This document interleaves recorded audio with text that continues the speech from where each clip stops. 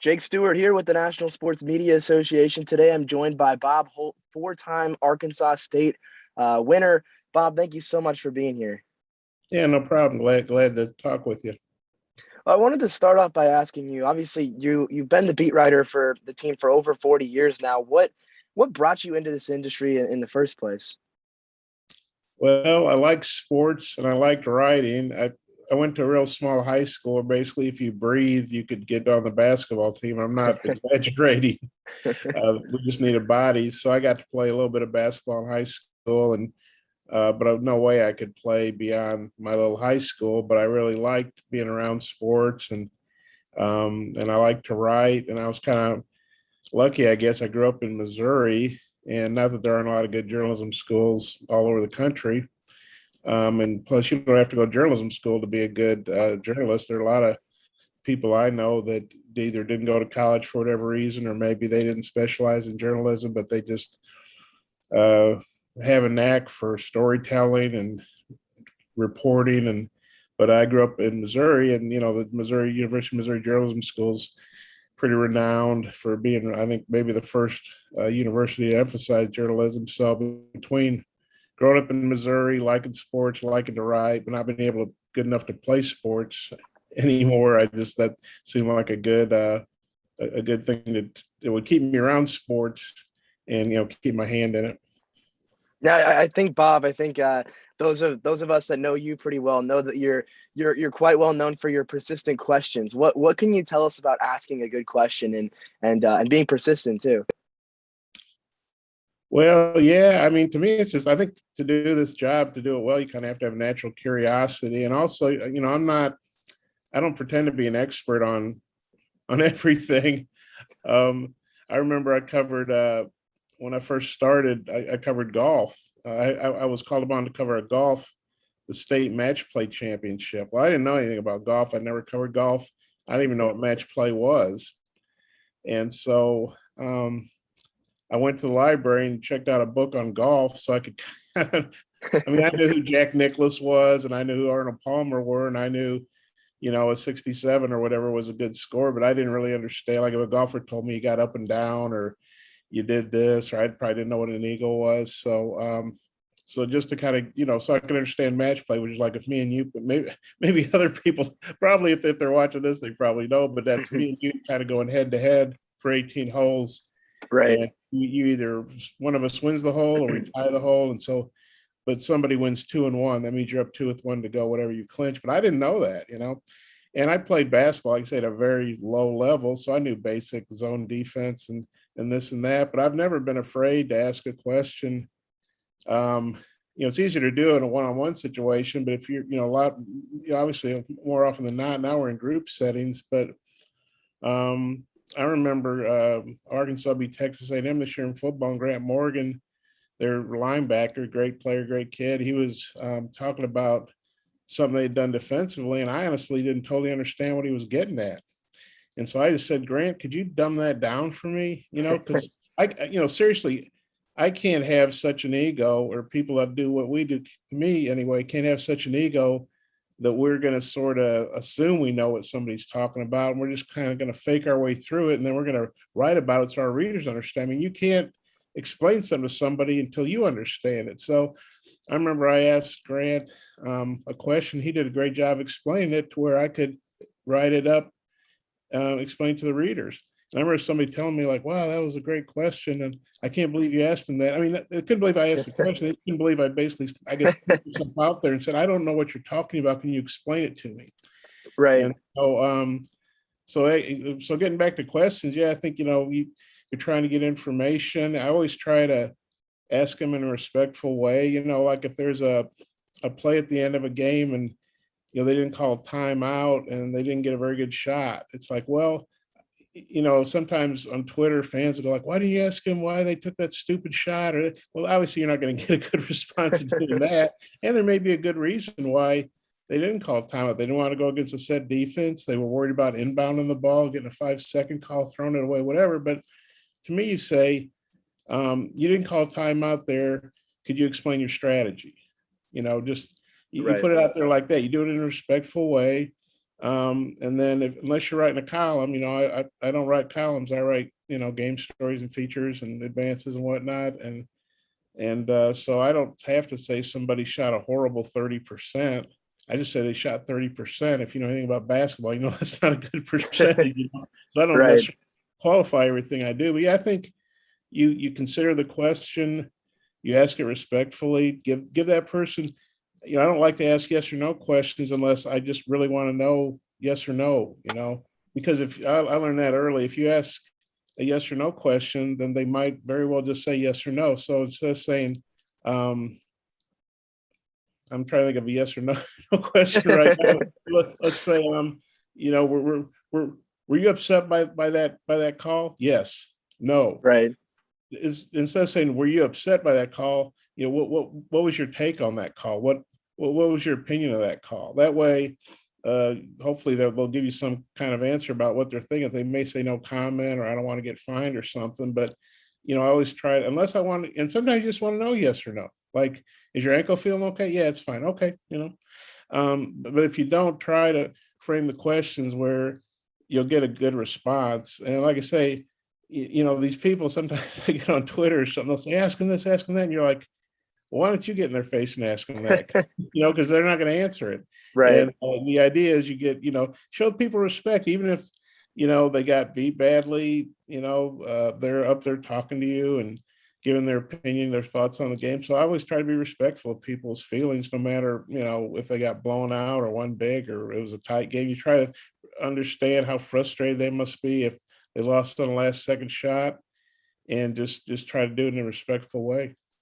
And I think to your earlier point too about kind of dumbing down the question, it's obviously, there's that voice in everybody's head that's like, what did he say? What's that up and down? And you're one of the guys, breaking it down for us. So that's great that we have somebody to do that out there. Well, Bob, this is your fourth award. What does this one mean to you? Oh, it's always nice to be recognized. There are a lot of good journalists in our state. I have a lot of friends that have won it. I'm always happy for them, and especially sometimes guys are leaving the business to get a quote real job, as we like to say, or get a job in the real world, because our jobs, are you work a lot of weird hours. A lot of people do. I'm not saying it's brain surgery or something, but no, it's very nice to be recognized. Very flattering. I appreciate the award. And I appreciate the organization and recognizing people, especially now. I think it's always nice when your work's recognized by your peers. But growing up, was there a famous sports writer that you looked up to, and you maybe inspired you to get into writing? Well, I grew up in Cape Girardeau, Missouri, which is if people know the Ohio Valley, that's the Southeast Missouri state. Of course, when I was growing up, they were in a little Division II conference called the Missouri Intercollegiate Athletic Association, I believe it was MIAA. But we used to get Cape's about 2 hours south of St. Louis. We used to get the St. Louis Post-Dispatch delivered. And of course, they had really good writers. I liked reading Rick Hummel. He still covers the St. Louis Cardinals. I'm a Tigers fan because I was born in Michigan, Detroit Tigers fan. But if you're up in Missouri, especially Southeast Missouri, you're going to get a big dose of Cardinals. So I really enjoyed reading Rick Hummel as a beat writer. And like I say, he's still doing it. I think they call him a commissioner at the Post-Dispatch. And Bob Bragg, the late Bob Bragg, was their columnist at the time. He covered Missouri and Cardinals. And they had they called the football Cardinals, who are now the Arizona Cardinals, and they used to be the Chicago Cardinals. By the time they were the St. Louis Cardinals, they called them Big Red, I guess, to differentiate from the baseball Cardinals. And so Dave Dorr was their college writer, and I liked reading his stuff. And when I got to Missouri and was covering Mizzou, I'd see him, not like we were buddies or anything. I mean, he, I think a very nice person, but it wasn't like we had a lot of common time. He was a big beat guy for the St. Louis paper, and I was a student. But those were local guys. And of course, back then we're talking, I grew up in the 70s, in high school and college in the 80s, there was no internet.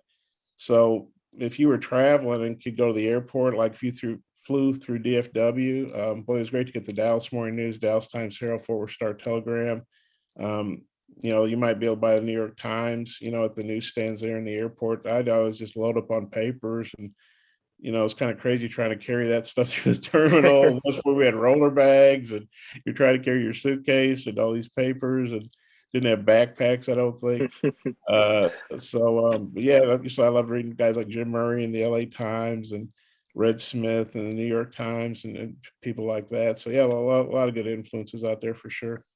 No, I'm sure, Bob, you've covered some pretty big moments over the last 40 years. I know, and with Arkansas specifically, I things that come to my mind are that big win over number 13 Kentucky with that dunk, or even that baseball win at 3 a.m. What are some of the biggest moments you think you've covered, or maybe just pick one that really stands out to you? Well, yeah, I was lucky enough to cover 3 Final Fours. I'm not one of those guys that goes to the Final Four every year, but I go if the team I cover goes. And Nolan Richardson really had Arkansas basketball going in the '90s, and at the end of the '80s too, for that matter. But they went to 3 Final Fours, and in 1994 they won it all. They beat Duke in Charlotte. It was kind of like a road game for Arkansas after winning Charlotte. Although Bill Clinton, there were some Arkansas fans there, including Bill Clinton, who was president at the time. But that was probably the biggest moment, the national title game. It didn't tip off till about 8 o'clock. I like watching games on TV as much as anybody. Sometimes you go like, man, when you really have to do this to us, tip off at 8 o'clock, biggest game of my life. And of course, this was '94, so this was before the wireless. I remember our paper had splurged about $300 or $400 to buy a phone line so that I could have a phone line right in my seat. That was a big deal because back then you're scrambling to find a phone, and you have to go to the workroom, and somebody's using the phone by my seat. I mean, you can't imagine what that was like then. But you didn't just hook up to wireless in the arena, and wherever you're at, you got wireless. You had to be by a phone. So I remember feeling a lot of pressure that night because you feel like this may be the biggest thing I ever cover. So if I had to pick one thing, I'd say that championship game when Arkansas beat Duke in '94. But yeah, a lot of big things because the Razorbacks they're like the Yankees and the Cardinals and whatever of the state of Arkansas, because there aren't. I mean, we have minor league baseball, thoroughbred horse racing, but the Razorbacks are really, really big in Arkansas. And so, you feel like I don't know if a trust or whatever, but you want to deliver the news in a good way to the readers because you know how much it means to them. Absolutely. I know you kind of already offered up some advice about asking a good question. But if you had to give one piece of advice to a younger sports writer, somebody getting into the industry like myself, like what would you offer up? Well, if you're going to interview somebody for feature topics, and obviously that's a whole lot different than post game, because post game, depending on if the game was a 6 o'clock tip or an 8 o'clock tip, your deadline. I mean, our paper, we don't deliver a paper product except on Sundays now, but we have this iPad that has like a virtual paper, and our publisher Walter Hussman came up with it. It's a pretty cool idea, I think. But so you still have a deadline. Some people for websites, well, if they file a story at midnight, if they file at 12:30, whatever it might be, but we still have hard deadlines to hit, and we still print a few papers every day, a few thousand, I shouldn't say. It's not like we print 10 papers. I don't know the exact amount, but it's a few thousand to have it in convenience stores, and if people want to buy them and whatever. And I guess there must be a market for it, else we wouldn't do it, I assume. But what I'm getting at is we still have deadlines. So after a game, there may be questions you want to ask. But first of all, there may be 30 people in the interview room, and everybody, has questions to ask, or not everybody, but a lot of people do. So you have to share the platform, so to speak. But if, like, let's say I'm interviewing you for a feature subject, and there's a lot of information obviously out there on the internet now, I try to find out everything I can about the person I'm going to talk to. So one, I can ask intelligent questions, and I don't waste time asking them basic questions. Sometimes we do graphics on people, and we have their birthday, their exact birthday, like not March 10th, but March 10th, 1965 or whatever it might be. Right. Or 1985 or something. But and sometimes I've asked people, hey, do you mind telling me your birthday? Or sometimes I remember John L. Smith was the interim coach here, and I asked John L. what the L stood for. And he said something like lots of luck. But actually, found out later on the internet. It was kind of I can't remember what it was, but it was not your normal. It wasn't Larry or it wasn't Lawrence or something, but I guess that's what it went by John L. But yeah, I try to find out everything I can about a subject so I can ask intelligent questions and also not ask, dumb questions. Like maybe, the person's had a death in the family and you don't want to ask them, hey, how's your dad doing? Well, he died 2 years ago. That wouldn't go over very well. So Right. try to find, or how's your wife doing? Well, we got divorced.